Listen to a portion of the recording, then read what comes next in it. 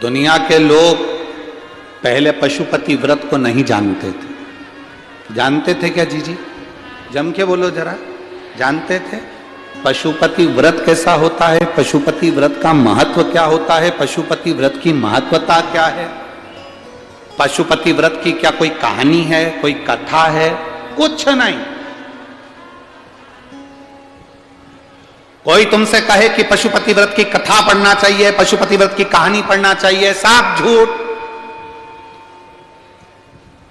कोई तुमसे कहे कि पशुपति व्रत में केवल शाम को भोजन करो तो मीठा ही मीठा खाओ, सब झूठ। पशुपति व्रत का विधान, पशुपति व्रत 5 व्रत होते हैं सोमवार के। आप उसको किसी भी सोमवार से चालू कर सकते हो। व्रत करने का नियम यह है कि एक थाली पूजन की लगा लो, उस थाली में पूजन का सामान रखकर सुबह के समय बाबा का अभिषेक पूजन कर दो। जिस मंदिर में आप पहला सोमवार का व्रत करेंगे, 5 सोमवार आपको उसी मंदिर में करना है। मंदिर नहीं बदलना कि यह कर लिया वहां कर लिया, मंदिर। पूजन की थाली को जो लगा कर लेकर गए हो उससे पूजन कर कर वापिस लिया, उसको ढक कर रख दो। शाम के समय पर फिर वही पूजन की थाली वापिस लेकर वापिस उसमें 6 दिए प्रसाद एक पात्र में लेकर जाओ। 3 हिस्से करने के लिए कोई सामग्री लेकर जाओ, दोना है, कागज है, प्लेट है, जिसमें आप 3 हिस्से प्रसाद लेकर ले जाओ। मंदिर में जाकर प्रसाद के सबसे पहले 3 हिस्से करिए, फिर 6 दियों को जमीन पर रख दो। कितने दिए? 6 दिए में से 5 दिए जला दीजिए, प्रज्वलित कर दो। 1 दिया मत जलाना। जब पूजन हो जाए, तुम्हारी महादेव की आराधना हो जाए, अर्चना हो जाए, सब कुछ करने के बाद में जो बिना जला हुआ दिया है उसको उठाकर थाली में रख लो। प्रसाद का एक हिस्सा उठाकर थाली में रख लो। बाबा से प्रार्थना करो, बाबा आज मेरा पहला व्रत है, आप इसको स्वीकार करना, मेरा ये कार्य है, सफल करना। विनती कर कर बाबा के मंदिर से निकलो, अपने घर के दरवाजे पर अंदर प्रवेश करो, सीधे हाथ की ओर बैठ जाओ, अपने घर की ओर मुख कर कर सीधे हाथ की ओर बैठकर दिया जला दो। दिया जलाकर अंदर प्रवेश कर जाओ।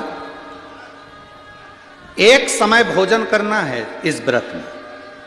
एक समय तुम फलाहार करो, फल खाओ, जो तुम्हें खाना है फलाहार में वो पाओ, पर एक समय भोजन कब? जब तुम शाम का पूजन कर कर आओ और प्रसाद का एक हिस्सा लेकर आओ। भोजन करने के पहले जो तुम मीठे का भोग बनाकर ले गई थी उस प्रसाद का हिस्सा पहले खाओ, उसके बाद में फिर भोजन करो। बीच में रजोधर्म आ जाए, रजस्वला हो जाए या कोई कहीं जाना आना पड़ जाए तो व्रत को छोड़ दो, अगला व्रत करो, पर गिनती के केवल 5 करना।